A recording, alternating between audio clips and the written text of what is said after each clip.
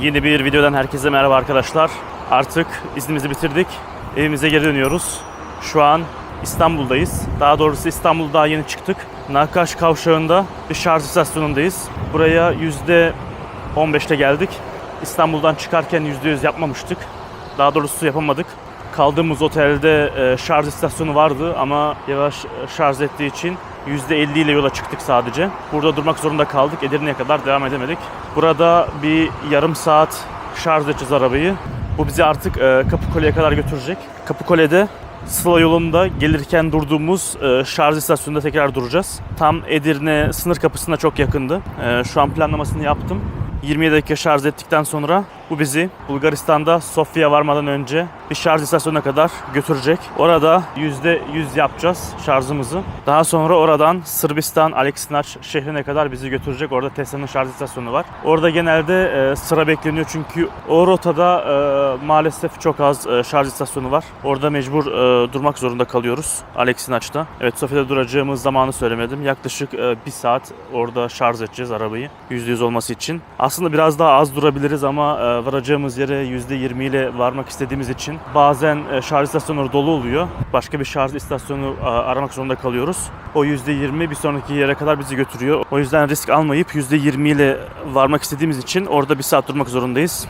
Aleksinac'ta yaklaşık 23 dakika duracağız. Bu Aleksinac bedava Tesla araçlarına. Oradan devam edip Sırbistan'da tekrar Belgrad'da yol üstünde yine Tesla'nın şarj istasyonu var. Orada da yaklaşık 1 saat duracağız. Orası da Tesla'nın kendine ait ve orası da bedava. Oradan artık Macaristan'a giriyoruz. Macaristan'da Kecskemét diye bir yer var. Ioneti'nin şarj istasyonu var orada. Ioneti şarj istasyonu Almanya'da, Avusturya'da, Avrupa genelinde yaygın bir şarj istasyonu. Kecskemét Ioneti'de yaklaşık 24 dakika duracağız. Ondan sonra Győr şehrine doğru devam edeceğiz. Győr şehrinde de 21 dakika Tesla şarj istasyonunda duracağız. Ve daha sonrasında da Allah'ın izniyle evimize %21 ile varmayı düşünüyoruz. Tabii bu yolda biraz sürüşe bağlı. Hızlı sürdüğünde biraz fazla şarj yiyor. Bu %20 ile varma şeyler biraz bizim için avantajlı oluyor basmak istediğimizde. Yani normal 120-130'da gittiğinizde bu verilerle varacağınızı söylüyor. 140-150 ile sürdüğünüzde oluyor. O yüzden genelde ben varacağım yere %20 ile varmayı tercih ediyorum. O şekilde daha da rahat bir sürüş oluyor. Öyle baktığımızda şimdi toplamda 3 saat 20 dakikalık bir şarj süremiz var. Ve toplamda da sınır kapılarına durmazsak yaklaşık 18 saatte evimize varmayı düşünüyoruz. Yani şarj süreleri dahil, gümrükte beklemeleri hariç. Gelirken gümrükte yaklaşık 3-4 saat beklemiştik toplamda. Ama sanırım dönüşte daha fazla bekleyeceğimizi düşünüyorum. Çünkü artık herkes eve dönüyor yavaş yavaş. O yüzden gümrüklerin yoğun olacağını düşündüğüm için yani 18 saatte varmamız zor gibi. Bu büyük ihtimalle 24 saati bulur. Belki de daha fazla. Onu da yolda size çekeceğiz tabii ki de. Şöyle size etrafı göstereyim arkadaşlar. Burası Opet benzin istasyonunun hemen arka tarafında. Burada Trugo var. Biz burada şarj ediyoruz. Ön tarafta B-Full var. Bu pembe bir tane şarj istasyonu var. Onun ismini bilmiyorum şu an. Yani 3 tane şarj istasyonu var. Toplamda 6 araba şarj edebiliyor aynı anda. Bu şekilde arkadaşlar. İznimizi bitirdik. 3 haftalık iznimizi. Şimdi geri dönüş vakti geldi. Eğer Sıla yolu videosunu izlemediyseniz onu da aşağıdan izleyebilirsiniz. Ve Türkiye içinde de yolculuk yaptık. İstanbul, Kapadokya, Gaziantep, Mardin, Şanlıurfa, Adana, Fethiye ve Afyon. Bu güzergahta bir yolculuk yaptık. Evet, yolu da çektik. Orada yaptığımız etkinlikleri de çektik. Nerede şarj ettik. Onları da izleyebilirsiniz aşağıda. Hala abone değilseniz arkadaşlar aşağıdan abone olabilirsiniz. Videoyu beğenmeyi unutmayalım. Ve yorum atarsanız da çok seviniriz. Şimdi yolculuğumuz başlıyor.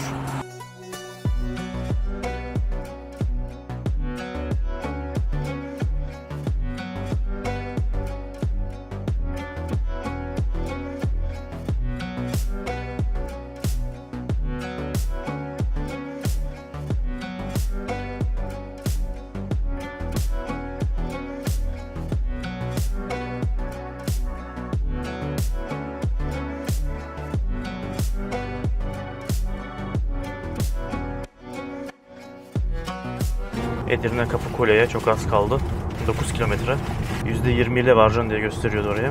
Ama maalesef %0'a kadar düşürdük. Şu an %3 şarjımız var. Ortalama hızımız 170-180 falandı. O yüzden büyük ihtimalle bu kadar çok harcadı.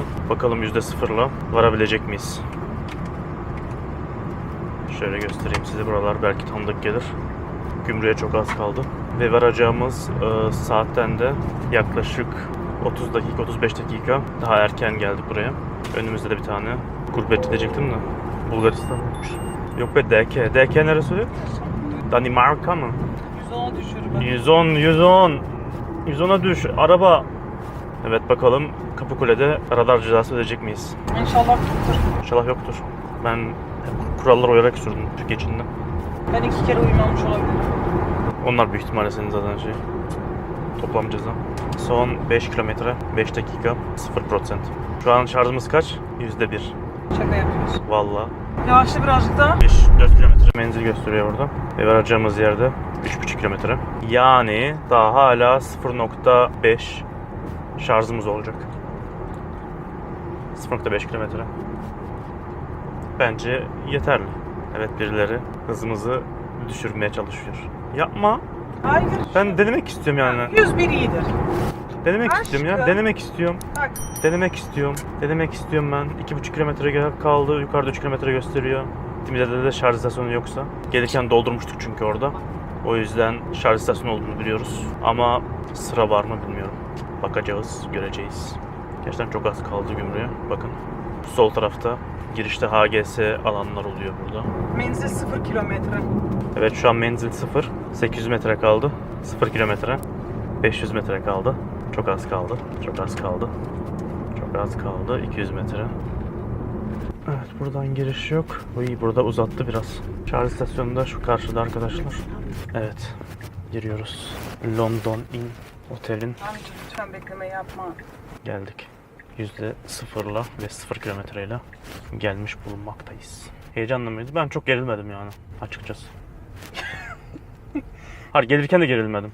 Ya oraya varamazsak? Buraya varabileceğiz mi? İstasyona son 15 metre. Evet, geldik. Şimdi geri vitesi alıyor. Araba şey yapıyormuş, araba tekliyormuş.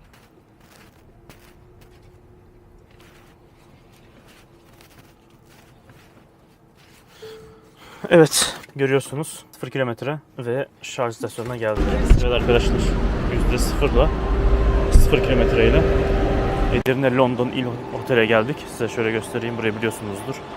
Gurbetçiler bilir burayı. Burada zaten ilk cami Edirne'ye girdiğinizde. Zaten kapıda hemen 1 kilometre ileride. Burası da Zesin şarj istasyonu. 4 tane arabayı şarj etmek için yer var burada. Evet, burada şimdi şarj edeceğiz, bakalım sonraki istasyona kadar ne kadar şarj etmemiz gerekiyor ona bakacağız. Sanırım burada %100 yapmamız gerekebilir. Ya çok durmasını sevmediğim için hani, o yüzden ne kadar az durabilirsek o kadar iyi bizim için. O yüzden hani %80, %90, %100 doldurmasını daha çok seviyoruz, tercih ediyoruz. Bu şekilde. Burası gurbetçilerin ilk durdukları yer veya ülkeden çıkmadan önceki son durdukları yer oluyor genelde. Şu an %0'la geldiğimiz için, hatta 0 kilometre gösteriyordu. Yani çok gidemezdi galiba. %0 gösterdikten sonra ne kadar gidiyor diye deneme yapmadık hiç. Ama yani %0'la da biraz gideceğini düşünüyorum ben. Ama tam böyle %0'la geldik buraya. O da iyi oldu. Normalde %20 ile geleceksin diye gösteriyordu.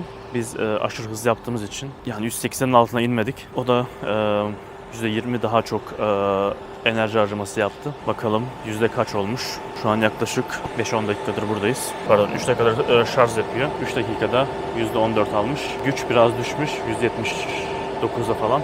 Ama yine de hızlı veriyor. Şimdi burada kısa bir mola yapıyoruz. Daha sonra gümrüğe doğru devam edeceğiz. Size yine gümrüğün durumunu da çekerim. Büyük ihtimalle çok kişinin olduğunu düşünüyorum. Çünkü artık gurbetçilerin geri dönüş vakti yavaş yavaş başladı. Evet arkadaşlar, yaklaşık 40 dakika oldu. Buradayız. %80'in üzerine çıktı şu an şarjımız. Bir sonraki şarj istasyonuna kadar %12 ile varabiliriz diye gösteriyor. Tabii yine %70-180 ile gidersek sanki yine biraz kıl payı olacak gibi. O yüzden %20 ile varacakmış gibi doldurmayı düşünüyoruz. O da bir 10 dakika daha sürebilir.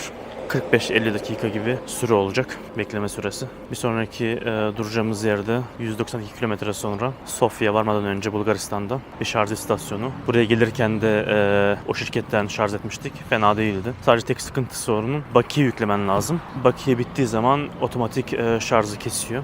Yani o yüzden fazla yüklemen lazım. Fazla yüklediğinde de içinde para kalıyor. Yani böyle bir sıkıntısı var ama o şekilde işte. Ondan sonra bir sonraki istasyon Aleksinaç'ta, Sırbistan'da. Sonra Belgrad. Belgrad'dan sonra 2 kere de Macaristan'da durduğumuzda büyük ihtimalle bizi eve kadar götürecek. Tabi sürüşümüze de bağlı, sürüş hızımıza bağlı, işte bekleme sürelerine bağlı, gümrükte bekleme sıralarına bağlı. O şekilde. Şu an %85'e falan gelmiş olması lazım. Yani %17 ile varacağız gibi gösteriyor. Bir 5 dakika daha durduğumuzda büyük ihtimalle evet %14 ile varacağız diye gösteriyor. %84 olmuş şu an. Yani bir 5 dakika falan daha durduktan sonra yola çıkacağız gümrüğe doğru. Yine çekerim size bu şekilde. Evet arkadaşlar, burada da yaklaşık 1 saat durduk. 50 dakika, 55 dakika durduk yaklaşık. %97 şarjımız var. Bu da bizi bir sonraki yere %27 ile ulaştıracak. Maalesef yola çıkamıyoruz. Şoka giriyoruz, çıkamıyoruz. A101'e giriyoruz, çıkamıyoruz. Ondan sonra BİM'e giriyoruz, çıkamıyoruz. Böyle arkadaşlar. Gümrük kapısına geldik. Bakalım ne kadar sıra var.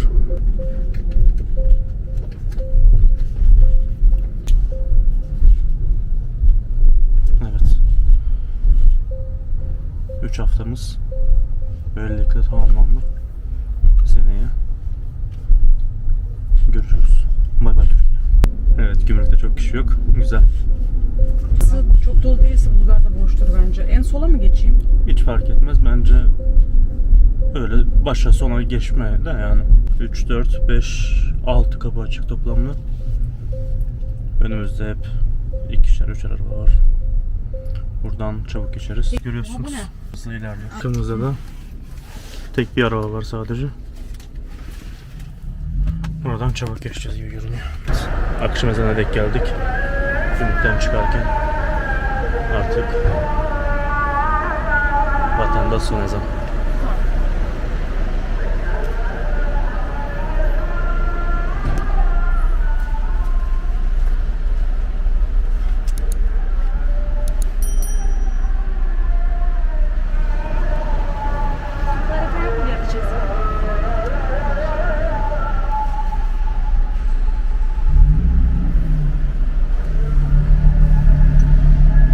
Türkiye gümrüğünü geçtik.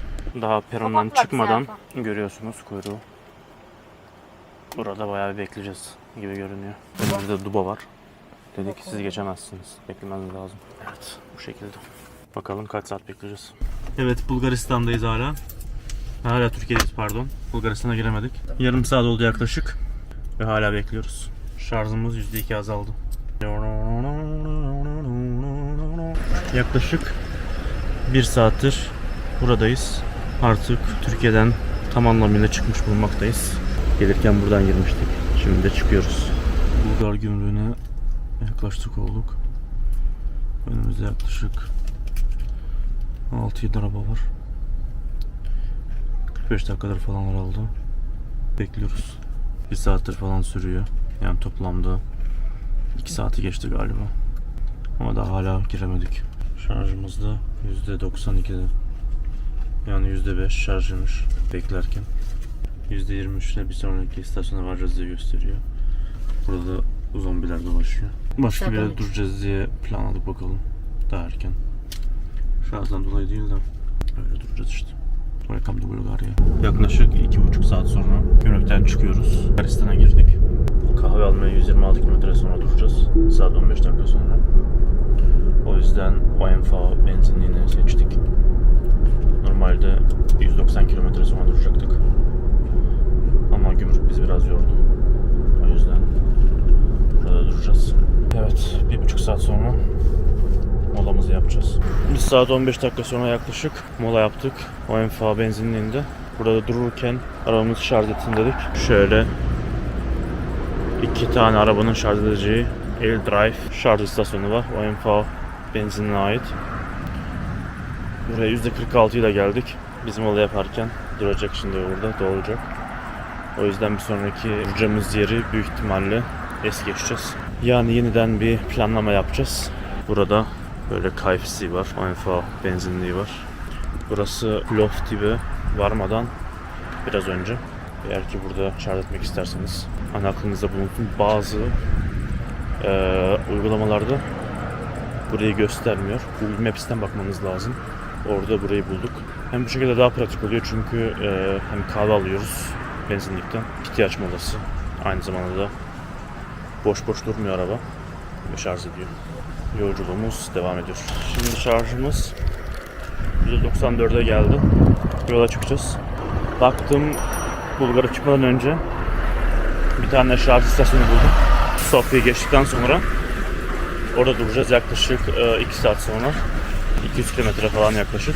Ondan sonra Sırbistan'da 2 kere daha duracağız. Buralar Tesla'nın kendi şarj istasyonu. Burada doldurması ücretsiz. Birisi Aleksinaç'ta, birisi ise Belgrad'da. Daha sonrasında da Macaristan'da bir tane Ionity şarj istasyonu diye düşünüyoruz. Bir kere de Tesla şarj istasyonu. Ondan sonra zaten büyük ihtimalle bizi eve götürecek.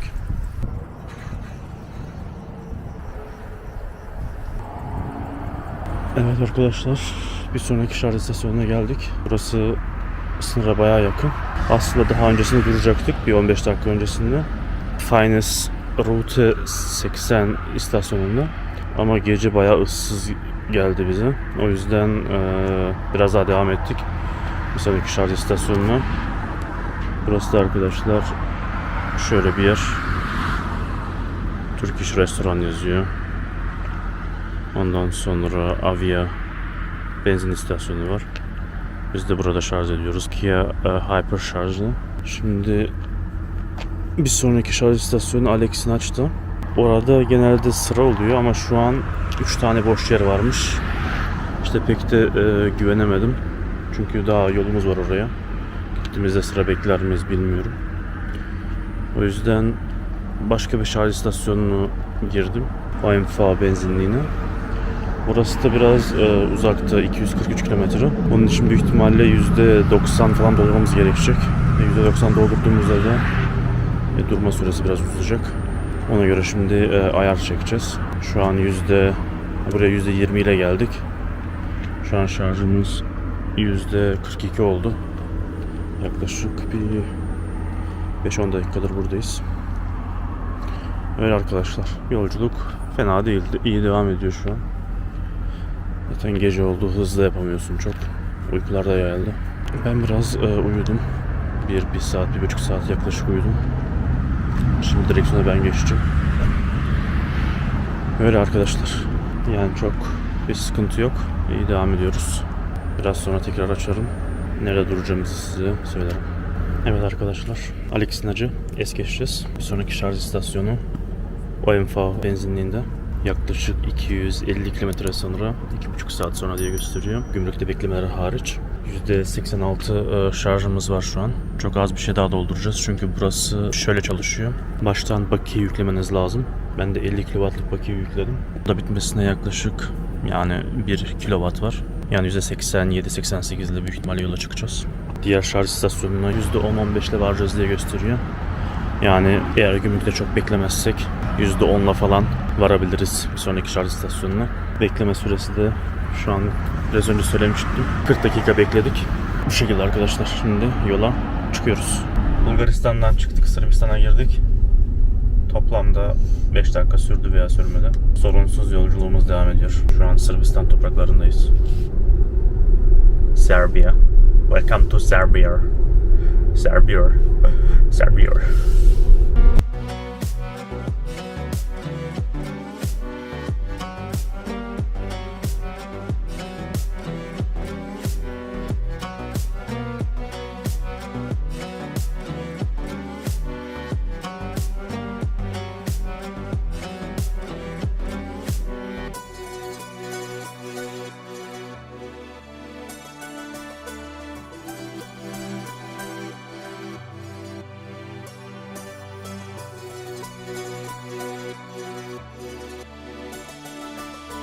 Şimdi OMV benzinliğine geldik. %14 şarjımızla. Şöyle bir alet var burada. Charge and Go. Aplikasyon gerekli. Yine buna bakiye dolduruyoruz. Bakiye ile 3000 Sırp dinarı bakiye doldurduk. Şimdi bununla burada şarj edeceğiz. O şarj ederken şimdi bir sonraki şarj istasyonuna bakacağım.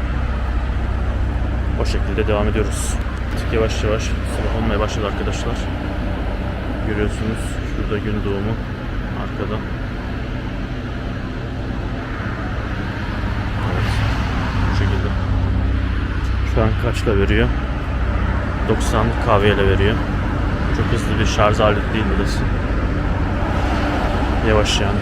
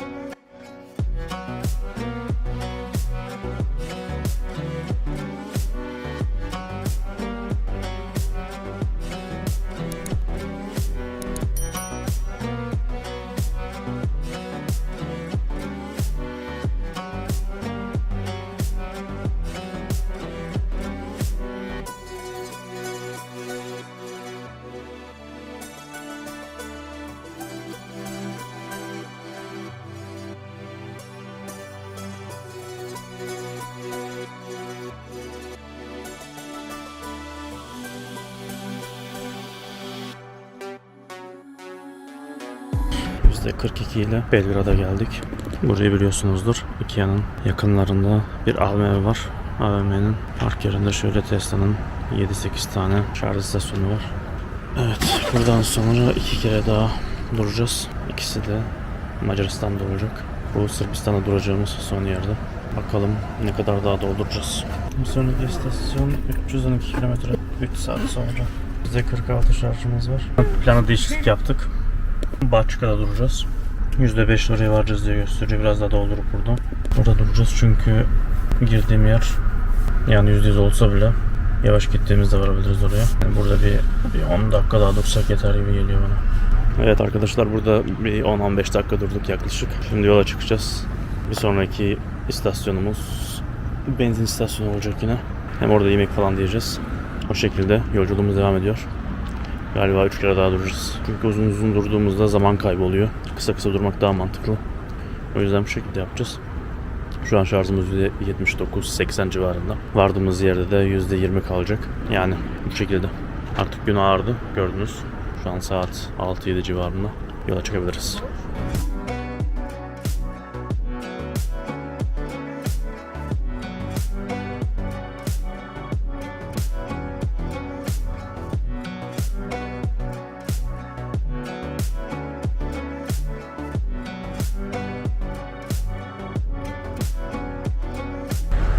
Bir sonraki istasyona geldik.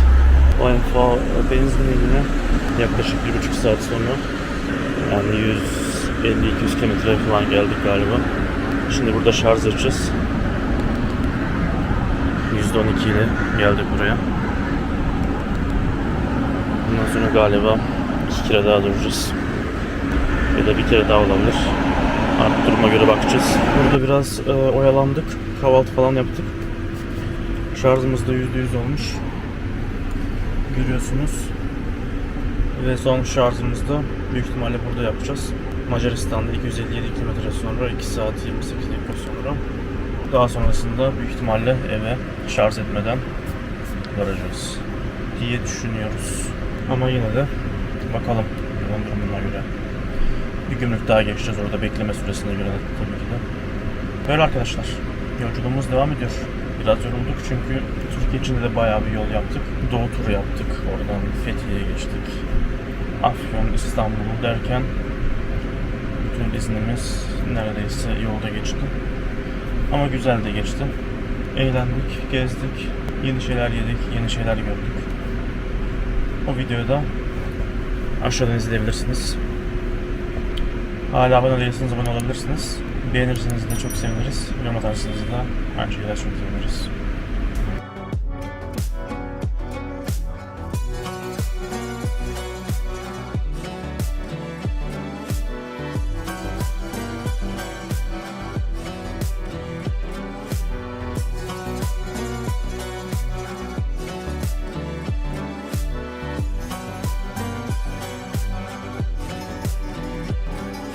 arkadaşlar. Sırbistan'a 5-10 dakika içerisinde çıktık. Şimdi Macar gümrüğünde bekliyoruz. Şarjımız %59. Sanırım Szeget'te mi duracağız? Herhalde Szeget diye düşünüyorum. Szeget'te duracağız. %2 şarjla. Ama sanırım daha erken duracağımızı düşünüyorum ben. Arkadaşlar yaklaşık 25 dakikadır Macar sınırındayız. Çok fazla ilerlemiyor. Özellikle bu sıra hiç ilerlemiyor. Evet. Bu Sziget Centrum'a 0%'da varacağız diye gösteriyor. Evet, ama 50 geçe Macar gümrüğüne gelmiştik. 11'i 26 geçiyor şu anda. Yani yaklaşık 40 dakikadır buradayız. Birazcık hızlandı. Hedefimize -2 ile gösteriyor. Büyük bir ihtimal bir Oinfa benzinliğinde durup burada şarj edeceğiz. Evet, -3'e düştü.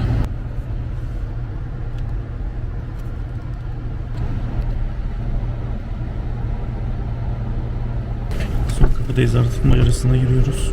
Bundan sonra kapı bitiyor artık. Evet, görüyorsunuz, bagaja bakıyorlar.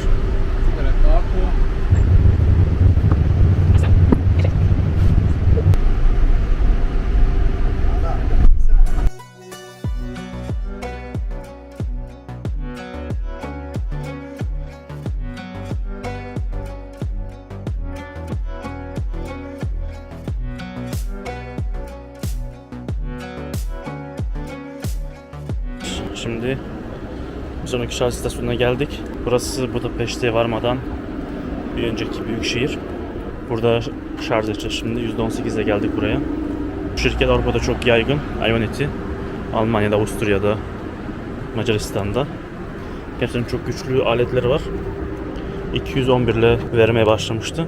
Şimdi biraz düştü, 171 lira. Ama fena değil yani, hızlı. Burada biraz dolduracağız. Bir kez daha durmak zorundayız. Yani toplamda 6 kere duracaktık. Bu sayı maalesef 7'ye çıktı. Yani 7 kere durmuş olacağız toplamda. Şöyle evin adresini verdiğimizde bakıyoruz. Oo, 2 kere daha duracaksın diyor. 2 kere daha durulmaz. Evet, sanki Güyor'da duracak gibiyiz. Şöyle baktığımızda arkadaşlar 205 kilometre diyor, 2 saat 10 dakika. Güyor'da 41 dakika duracaksın diye gösteriyor. Yorgunum. Sen yorgun musun peki aşkım? Ben de yani dinlendim artık. Uyumak iyi geldi. Şimdi de sen eve kadar %80'e kadar doldurup yola çıkacağız. Ama bayağı yavaş veriyor. İlk başta 200 ile başlamıştı. 50'ye kadar düştü. Yaklaşık 40 dakikadır buradayız. Şimdi yola çıkacağız. Bir sonraki istasyonumuz Tesla Supercharger. Güyor'da. Orası da artık son durağımız olacak. Oradan sonrası da bizi artık eve götürür diye ümit ediyoruz. Görüşürüz. Bye.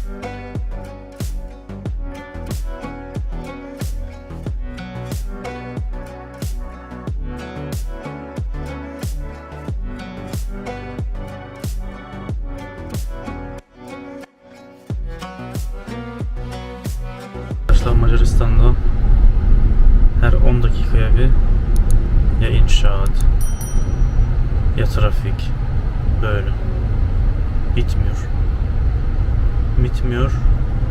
tükendik, yıldık. Hep mi böyle burası, yoksa sadece izin sezonunda mı acaba böyle? Bilen varsa yorumlara yazsın. Artık son kez duruyoruz inşallah. Burası, eğer Sıla yolunu izlemediyseniz o videoyu da aşağıdan izleyebilirsiniz. O videodaki yola çıktığımızdaki ilk durduğumuz yer. Kapanışı da burada yapıyoruz. Buradan sonrası artık evimize götürecek bizi. Şöyle göstereyim size tekrardan. Oinfa benzinliği. Burada böyle bir sürü şarj istasyonları var Tesla'nın. Arabamızda gördüğünüz gibi batmış. İyi bir temizlik şart. Şu an Macaristan'da hava 37 derece. Bayağı sıcak. Böyle arkadaşlar %18'de geldik buraya. Bakalım ne kadar doldurmamız gerekiyor. 95 kilometre kaldı. 1 saat 59 dakika. %22 şarjımız var. Yaklaşık 25 dakika şarj etmem gerektiğini gösteriyor. Arkadaşlar %86 şarjımız var şu an. Eve vardığımızda %34 şarjımız kalacak. Yani bu artık son şarj istasyonuydu. İnşallah. Bassam bile bitiremezsin bunu. Bu yolda zaten basılmaz. Avusturya'ya geliyorsun. Öyle arkadaşlar. Eve vardığımızda tekrar videoyu bitirmek için, sizi bilgilendirmek için dönüş yapacağım. Teşekkürler izlediğiniz için buraya kadar. Abone değilseniz alttan abone olabilirsiniz. Like etmeyi unutmayalım. Bir de yorum atarsak çok güzel olur. Muhteşem olur. See you later.